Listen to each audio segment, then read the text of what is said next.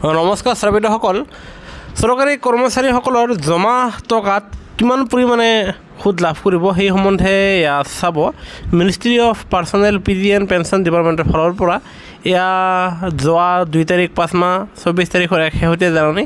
আৰু এই জাননী মতে চৰকাৰী কৰ্মচাৰীসকলৰ আপোনাৰ তেওঁলোকে ভৱিষ্যনিধি যি টকা জমা ৰাখে সেই জমা টকাত তেওঁলোকে সৰ্বোচ্চ সুদ কিমান লাভ কৰিব সেই সম্বন্ধে কোৱা হৈছে ছাৰবেদসকল আৰু এই অফিচ নামখনৰ এই বিষয়বস্তু আমি আপোনালোকক দেখুৱাইছোঁ আৰু য'ত লিখা আছে যে আপোনাৰ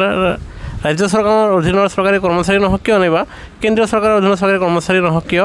তেওঁলোকৰ যি আপোনাৰ পুৰণা পেঞ্চনৰ অধীনত তেওঁলোকৰ জেনেৰেল প্ৰভিডেণ্ট ফাণ্ড যাক GPF বুলি কোৱা হয় সেই GPF ফাণ্ডত তেওঁলোকে সৰ্বোচ্চ আপোনাৰ 5 লাখ টকালৈকে এটা বিত্তীয় বৰ্ষত তেখেতসকলে আপোনাৰ ইণ্টাৰেষ্ট লাভ কৰিব বুলি এই বিষয়বস্তুৰ যোগেদি জনা গৈছে আৰু আমি এইখিনি বুজি পোৱাত আপোনালোকক ক'লোঁ আৰু আপোনালোকৰ মতে যদি বিষয়বস্তু আমি কোৱা ধৰণতকৈ বেলেগ হয় তেনেহ'লে আপোনালোকে নিশ্চয় আমাক কমেণ্ট ছেকশ্যনত জনাব আমি পৰৱৰ্তী সেয়া শুধৰণি কৰিবলৈ যত্ন কৰিম আৰু সেয়েহে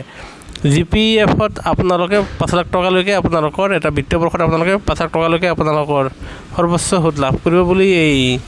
জাননীযোগে জনা গৈছে সেয়েহে গুৰুত্বপূৰ্ণ ভিডিঅ'টো ওপৰত আমি আপোনাৰ লৈ আহিছোঁ ভিডিঅ'টো নিশ্চয় লাইক দিব আনহাতে চৰকাৰী কৰ্মচাৰী আৰু পেঞ্চনাৰসকলৰ প্ৰতিটো শেহতীয়া তথ্যকাৰী সকলোতকৈ আগত পাবলৈ আমাৰ চেনেলটো ছাবস্ক্ৰাইব কৰিবলৈ নাপাহৰিব ভিডিঅ'টো চাবৰ বাবে ধন্যবাদ জয় অসম।